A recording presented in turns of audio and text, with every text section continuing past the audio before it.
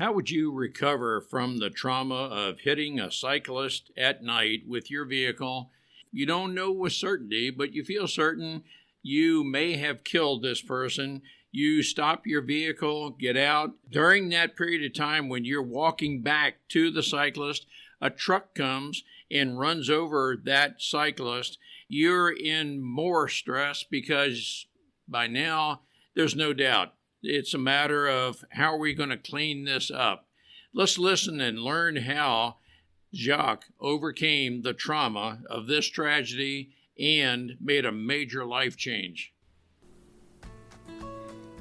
Hi there, and thank you for joining us on the Overcomers Overcoming podcast.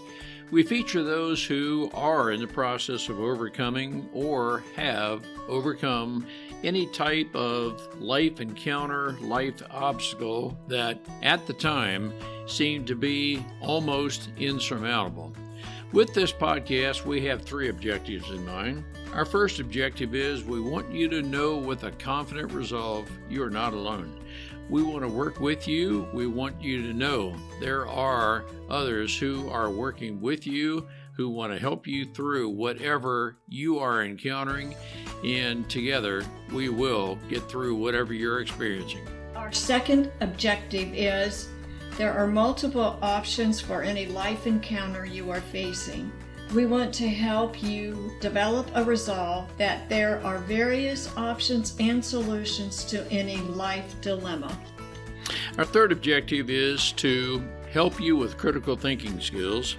If you're encountering something that was possibly a decision you made sometime in the past, and if you had the opportunity for a life redo, you would make a different decision. We want to help you with those critical thinking skills that can help you make an informed decision and not encounter what you're going through at the moment. We are the Cooper Culture, a veteran-owned business. We work with business personnel and families to develop and sustain connected relationship cultures within their families and organizations. That type organization is one where people feel wanted, appreciated, and genuinely a part of that organization. I'm with my wife and business partner, Marty, who is helping me facilitate this podcast. Today we feature Jacques Delorme, who talks to us about a traumatic experience in his life where he hit a bicyclist at night, and in an attempt to work with him, help him survive, another truck hit him and almost mangled his body, and he tried to live with this experience for several days until he was told it's likely the cyclist was suicidal, which then activated some thoughts in Jacques' mind. He too had been suicidal in some cases, and he made the decision to reverse what was happening in his life through neuro-linguistic programming. Marty, it's a great testimony to Jacques, what he went through, how he overcame the post-traumatic syndrome. He did not want to end up in the same condition of the bicyclist that he was hoping to survive. Marty, what are some takeaways we can learn from Jacques? As Jacques was explaining to us his story, I'm a visionary. As he was going through that, visualize the accident, the fact that he was trying to help this guy, the truck came, ran over the cyclist, and everything he was going through, I could sense that. You could sense his pain. And then when he was going through how to get over this and go through what ifs and what if I had not gone down that road or not left home, and how he went through that as you explained to us what he did. And then his freedom. You can sense the joy in his heart, his voice, his life, that he's free from all of the guilt, the shame, what ifs. Are you going through any kind of trauma recovery, or do you know someone within your circle of influence? Let's listen and learn together. It is a great life testimony. Jacques, it is great to have you with us. By your testimony, you are recovered from, or maybe still periodically are remembering a bicycle accident in which the rider was killed. And I'm guessing you may have gone through some form of PTSD, post-traumatic stress disorder. And our listeners are curious if you did or possibly are still recovering from PTSD, just how you did that or are doing that. We may have some listeners going through something very similar to what you have had happen in life. Great to have you, Jacques. Hey, it's nice to be here. Thanks for having me. Jacques, can you give our listeners just a brief overview of what the incident was and just a little bit of what your reaction was to it, and then, of course, how you recovered or maybe are still recovering from? The accident itself happened back in October of 2022, so it's a little over 2.5 years ago. It's post-COVID, which comes into play a little bit, and I'm driving on a major highway in Saskatchewan going into Manitoba, so I'm in Canada. So it's 120 kilometers an hour as I was driving. So by American speeds, you go miles per hour, it's about 75 miles an hour. It's a dual lane highway, so it's a higher speed highway that we have in the country here. It's after dark. It's 8 o'clock at night in Manitoba time, and I'm needing to get some food. So I pulled to the left-hand lane because I'm going to pull over to a gas station that's all by itself, no town, just a gas station all on its own. And I'm pulling over to get something to eat. Lights are on, but there's nobody walking around and there's no cars.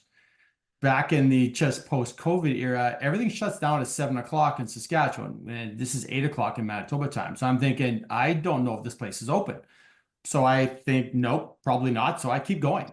The highway at that point curves slightly right and goes downhill. And I never saw him in time. A 24-year-old man was riding a pedal bike in the middle of my lane. And I had no chance to react. I'm not going 120 kilometers an hour. I hit him center of my car. His body comes up, comes over the hood, smashes into my windshield, bounces up and over and lands somewhere in the highway behind me. I used the left-hand side of the highway through my driver's side window to figure out where I am so I could stop because my windshield's destroyed. I can't see anything. So I use the side of the highway. I pull over, hit my flashing lights, and I call 911. I talked to her briefly. We figure out I am unhurt. There's nothing wrong with me. The airbags didn't even go off because his body wasn't heavy enough. You have to slow a vehicle quite a bit to get the airbags to go off. Mine, nothing. The airbags were fine. So we're thinking, okay, now what? So I have my emergency first aid. So I suggested that why don't I go back, at least try to do something. I don't know if he's alive. I hit him pretty hard, but he could still be alive. And I could at least do something from a medical standpoint until the ambulance arrives. So I walk back, it's about 75 meters or so. And I find him in the middle of the highway and along the dash line, and he's not moving. I call to him, no response, he's not moving. And I'm warned not to go out there because I'm wearing a dark blue golf shirt and blue jeans. And it's a moonless night. I didn't see him. No one's going to see me in the middle of the highway. So it's too unsafe for me to go out there. So I stayed where I was. And good thing I did, because it was less than a minute, a mid-sized SUV comes around the curve. And by instincts, human instinct is you never hit something with your tires in the middle of the street, because you could lose control and you could get into an accident. So you do one of two things. You swerve to avoid it, or you swerve to take it between your tires and you just drive over top and like pass underneath the vehicle. I don't know why they chose what they did. They swerved left and took the body between the front tires. And there's no clearance. There's no clearance in a mid-sized SUV for a human body. There just isn't, right? So they took him head first. His head was facing oncoming traffic and went over top of him full highway speed. Didn't even see him, so they didn't even brake. They barely were able to swerve to avoid hitting him with the tires. And when they passed over laws of physics, it took his body, rotated him 180 degrees, launched him 7 feet in the air and 50 feet down the highway, following it behind the vehicle as it was traveling down the highway. Body came down, landed on the concrete, rolled, and stopped across the right-hand lane. The SUV braked for about 3 seconds and hit the gas and left. They panicked. They never stayed. They left. So I'm on my own looking at Okay, now what? I'm in shock at this point because of what I just saw. I hit him, now he got hit again. 911 operator tells me just get back to your vehicle. It's not safe being on the side of the highway because someone's going to try to swerve to avoid him and hit you. So I'm walking back towards my car. He's definitely dead. If my collision didn't kill him, that absolutely would have. So there's no way he's alive at this point. There's nothing I can do for him. So first aid's not going to do any good. So I'm walking back and it's less than a minute. Big sound comes from behind me and lots of lights. It's a semi with a flatbed trailer. Wow. And right now the body's across the right-hand lane. There's no way he's going to move in time. I'm waving and yelling and screaming at him to get his attention that there's something in the highway ahead of him, but the body is so close that it didn't make any difference. The driver's side tires of the semi took the body across the pelvis, and yeah, that was collision number 3. So at this point, I get back to my car and wait for the ambulance and police to arrive. He had stopped originally up near my car, so at least he stopped. When I got out of my car to go talk to the paramedics, the EMTs, and the police, he had left. He left as well. He took off, just panicked again. And again, a panic situation, just didn't know what to do. He left. And we've never located him. The police have never heard from either one of the drivers. I was the only one who stopped. So at that point, it's me trying to figure out, now what? I have no car. I'm in the middle of another province and somebody's now dead because of what happened. What do I do? And the panic starts to set in. Am I going to be in trouble? Am I going to get charged with something? Am I going to be charged with vehicular manslaughter because somebody died in a car accident? And that's not uncommon, right? So after a little bit of panic and talking to the police a bit, the corporal that was there, he said, well, no, based on what I've told him, I likely am not going to be charged with anything, but he can't be certain of that until they do their investigation, accident reconstruction, all that sort of stuff, right? I get taken to a hospital because I have a cut on my right hand. When I went to put my car into park, I grabbed the stick shift and I put glass in the middle of my hand and never even felt it. I was bleeding through from a cut on my hand the whole time and I didn't even notice. And paramedics noticed. So they bandaged me up, took me to the hospital, got the glass taken out, gave my statement, and got a hotel room because I'm not going home. So I waited until the next day to talk to the police to find out, okay, so what can you tell me? And he goes, nope, everything you said absolutely checked out. You did absolutely nothing wrong. You're free to go. We're charging you with nothing. No, you're free to go home. And I'm just like, okay, I've got to figure out how to do that. But thanks. That was at least a relief from that perspective. I wasn't going to be in trouble. From there, I got my parents to come and get me. It was about 1 o'clock in the afternoon by the time they arrived and headed home. Drove back through the accident scene to get back home. Everything was cleaned up, but you can still see some car parts on the side of the highway and sort of thing. No blood or anything. There was no blood visible anywhere, but that helped a bit. But it was hard to drive through there on the way home. My parents were driving. I wasn't going to drive. Finally got my way home and tried to figure out what am I going to do to get better. And I know I'm in trouble. My brain's been working for sort of basically the better part of 12 hours in overdrive, what we call monkey mind, where your brain just goes into overdrive and thinks, it's your reptilian brain trying to rationalize what happened and trying to make sense of it and trying to protect you from it happening again. So everything's a trigger and it's a problem. And it's just, I start trying to figure out what to do next. Wow. I can only guess, Jacques, you must have thought over and over and over, what if? All types of what if scenarios. What if I'd have been driving slower? What if I would have had high beam lights on? What if? And you end up in that type scenario, maybe blaming yourself. Did that happen? Mm-hmm. Absolutely. And the what if started shortly after the accident on what if I'd left home sooner? What if I'd stopped to get food? What if I just left in the daytime and driven during the day and not been through there at night? Maybe I would have seen him in time, right? Why didn't I see him quick enough? Start blaming myself for why couldn't have I avoided him? But the laws of physics, it's pretty clear. The human reaction time, I had no chance. There's no way, which is the reason why and the police know that. And they understand it from an accident reconstruction perspective. In the second and a half it would take the human body to recognize what it was I was seeing and react, my car will travel 160 feet. Well, yeah, there's no way. I don't have a chance. Like I'm easily going to hit him. And yeah, I didn't even swerve the steering wheel at all. I never flinched. It just, he was there and I hit him, right? So it's, as we started to dig into it more and more, part of what helped get me through it was the fact of what he was doing immediately before I hit him, which is the cover of my book. I wrote a book on this eventually, and the cover of my book is actually a reconstruction of the last thing I saw before I hit him. He's facing 45 degrees away from me, so he's not facing me, my car in any way.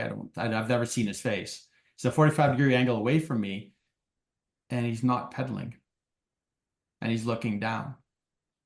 So if you're the instinct on human instinct, right? When you're riding a bike, you know something's coming towards you. You want to not get hit. What's the first thing you do?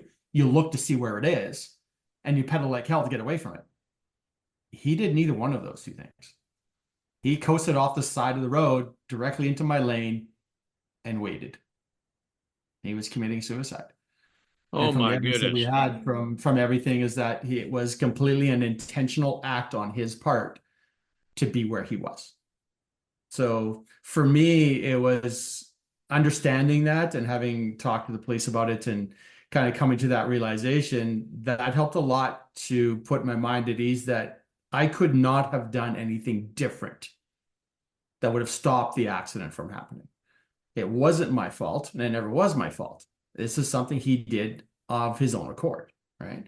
So that helped with the start the healing process, that to stop blaming myself for his death when it wasn't anything to do with me.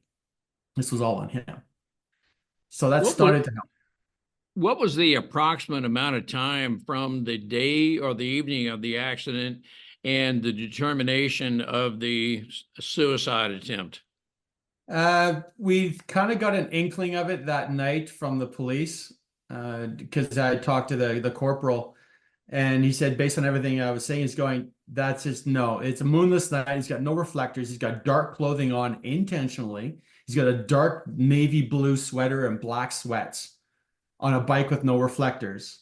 Moonless night, middle of nowhere with no traffic lights, nothing, no street lights, nothing. He's going, no, this all points to this was intentional. And by the next morning when I talked to him again, he goes, yeah, this kind of leads us to believe that this was not something that you could have ever avoided, because he was there intentionally trying to get hit. And if it wasn't you, it was going to be the SUV after you. If it wasn't him, it's going to be the semi. It was going to be somebody.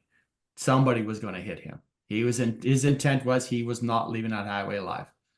So I'm envisioning you went some number of hours, days with the mangled body, mental image of that, and you're going through the what if scenario.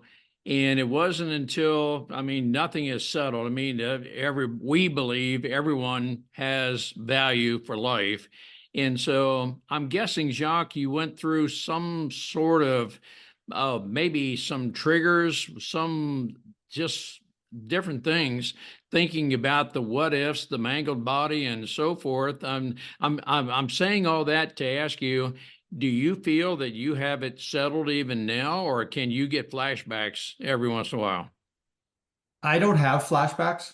One of the things that I was doing before the accident happened, a good 10 years before the accident, I started personal development.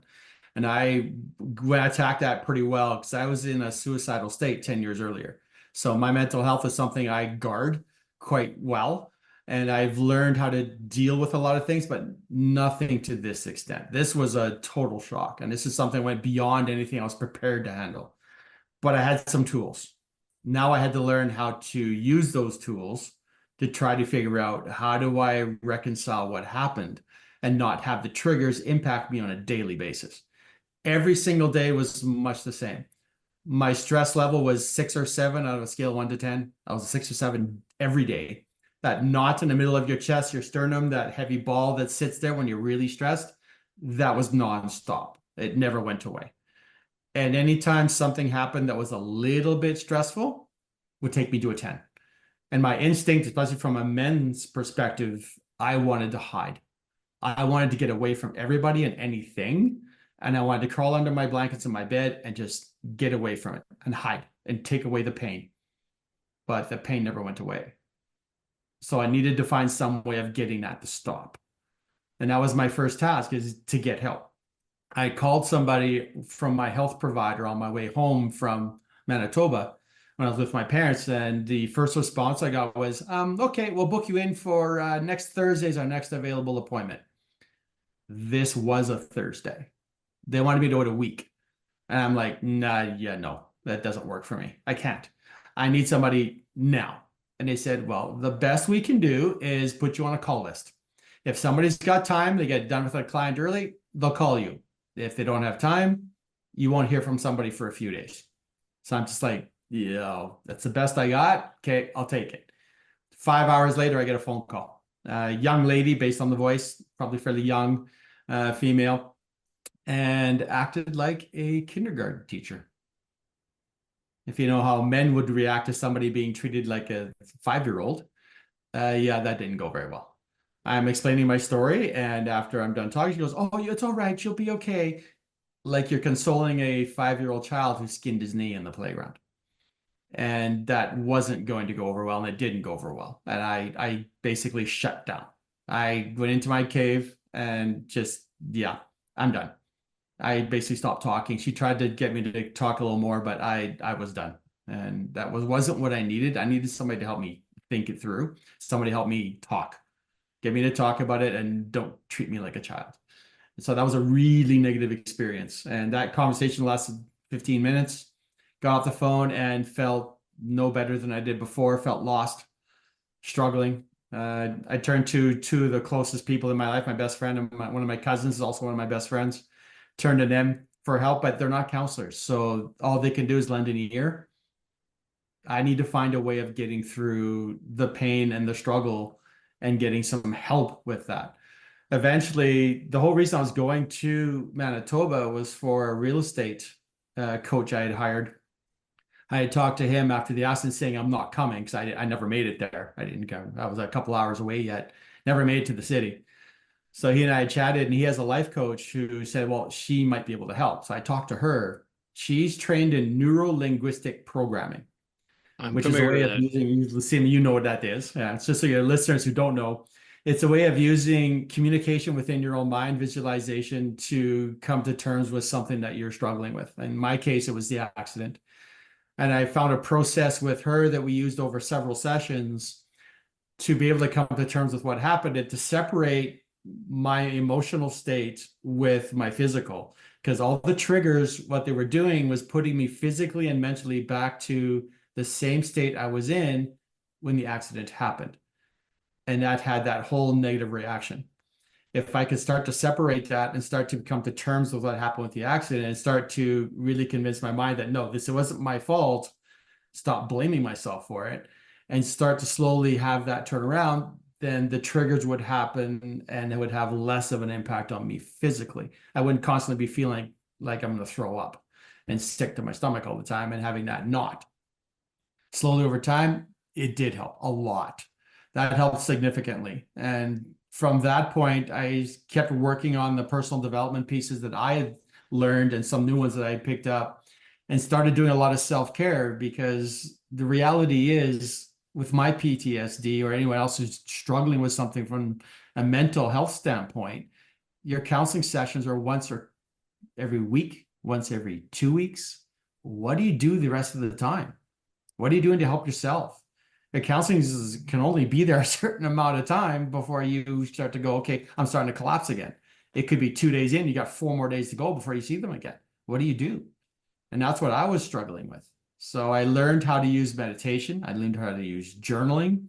I learned how to use breathing techniques, using box breathing to calm down my central nervous system, slow down my mind, calm down my mind, and be able to do those little things a bit at a time. And the more I did them, the better I got at it. So the more I worked on myself, the more I worked on my own mind, the better I got at training myself not to think the way I was thinking. Perspective is really important. I can't live like on a timeline. To the left is all the past and living in that accident. The timeline right in the middle, right where you are, is your current mindfulness piece, being present in your own mind, and then everything to the right is your future state. Too many people get locked up on the left. They get locked up on the past. They get locked up a little bit in the present, go, okay, I'm just stuck here.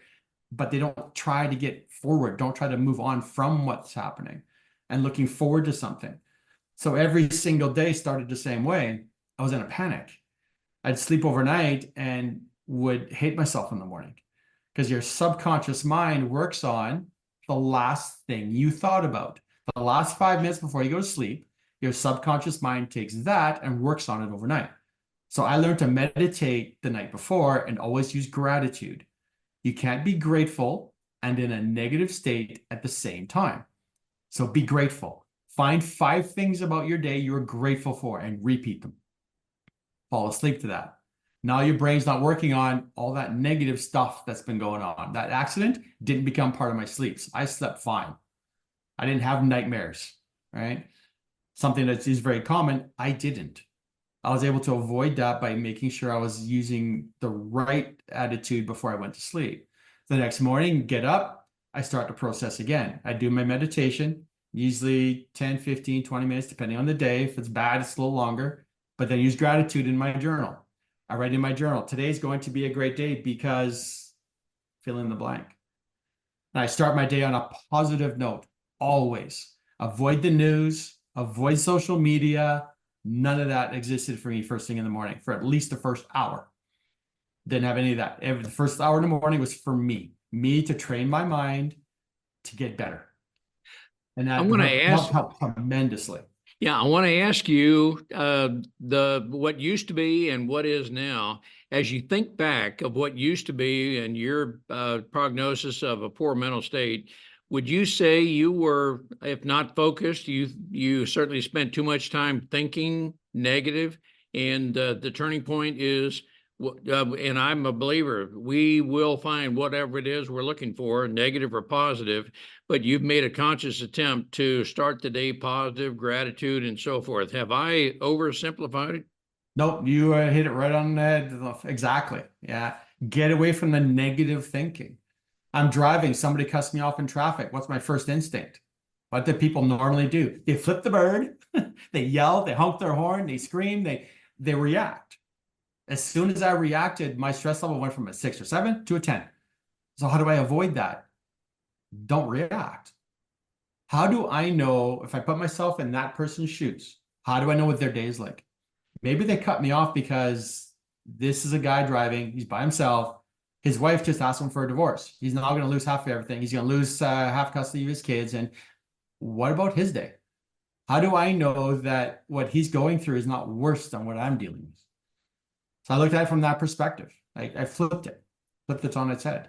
Now I just wave. I go, no, it's okay. And I wave. And the reaction you get sometimes is quite comical. Some are like, they're shocked. They're like going, thumbs up. They go, hey, go, thank you. Didn't mean to. Wasn't intentional. We always think it's intentional. We think the negative. We think that something is an attack on us. It was never an attack on us. It's somebody who's distracted because there's something else going on for them that was more important at that point. So you credit neuro-linguistic programming for I'm going to say the total transformation of your thought process. For the start of it, yes. Yeah, that was definitely a starting point. That only lasted 10 sessions. It took about a month and a half or so of constant work with that, going a little bit better than once a week with her. The first little while was like once every 2-3 days because I was pretty bad. And once it started to kick in a bit, then it got better. So we did a little bit longer just to help me transition to not relying on her all the time. So we transitioned it to a little bit longer time frame. But then when I pair that with all the work I was doing with my self-care, put the two together, and I got better very quickly. It took me about 10 months before I finally got to the point where I was willing to talk about the accident more openly. I told very few people for 10 months. Hardly anybody knew. People at work didn't know. My boss knew, a couple of people, that was it. No one knew. I just lived it in my own world. I kept it away from everybody. Talk to us about self-care And I just have an image of what that is, but is that your self-designed program, or did you have a therapist, coach, someone working with you on that? Talk to us about self-care. One of the big books that I read was called Miracle Morning by Hal Elrod.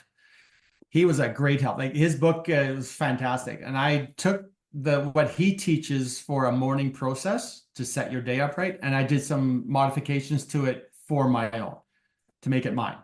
So he does the journaling, he does some exercise pieces, he does the breathing.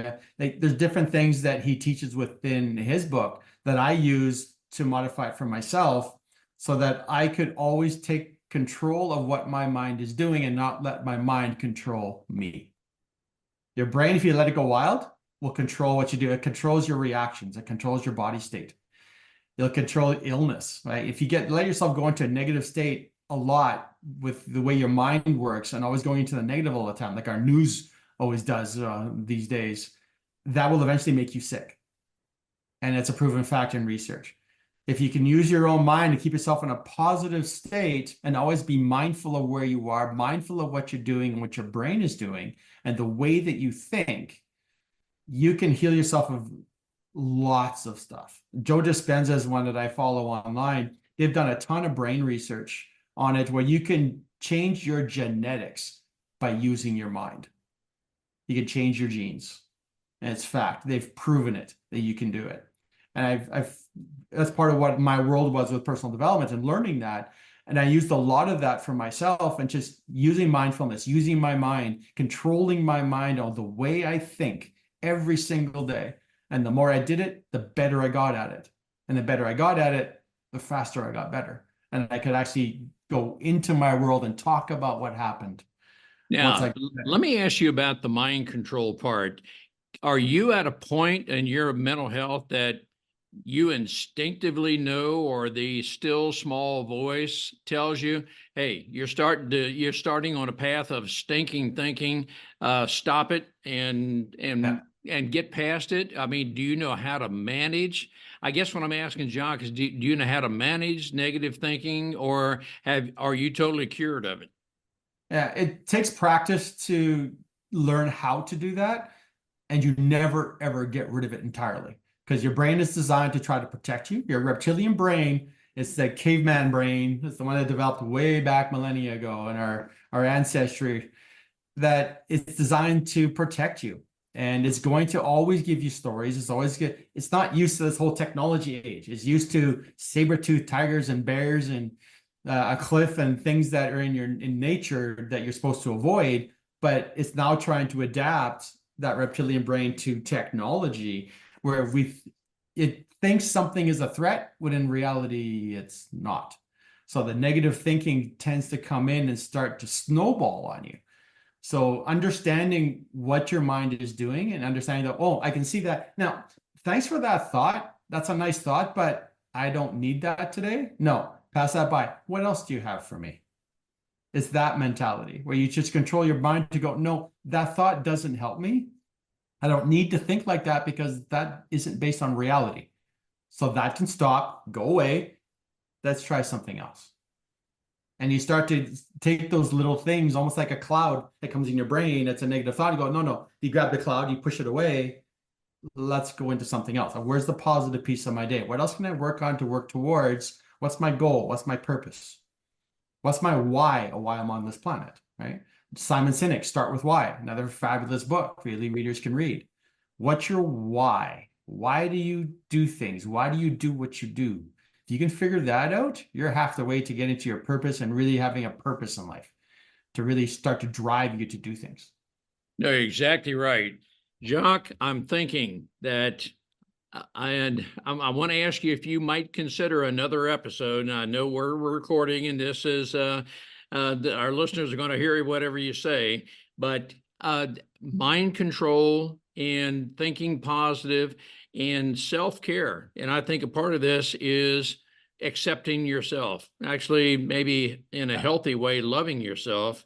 But our listeners need to know more about this because there are some places that believe we're in a worldwide, we're in a mental health crisis. And some people make some fateful decisions, and it may be a matter of just, let's say, developing a relationship with and just listening to a person, and you may help them avoid a fateful decision. I'm just supposing some things that I just said, except to say that would you consider coming back with another episode and talking more about mind control and this self-care? Absolutely. There's actually more to it than what I said. There's a lot more that I dug into after the accident. It wasn't just the accident itself. I started digging into other pieces of my life that I knew I was struggling with, and I attacked them all. And there's pieces of that that tie into the self-care piece very closely that really made a difference that we haven't even talked about yet. So absolutely, I would come back and have another episode with you anytime. And I can envision the possibility of multiple episodes, Jacques. What you just said, as we take a reflective look at ourselves, the way we think, I'm just asking you rhetorically at this point, is it necessary, is it helpful to just recount and talk out some of those negative, dirty thoughts? I'm going to use that term very generically. And I believe that's a topic we need to address further, Jacques. And I will tell you, thank you for being very transparent, very honest.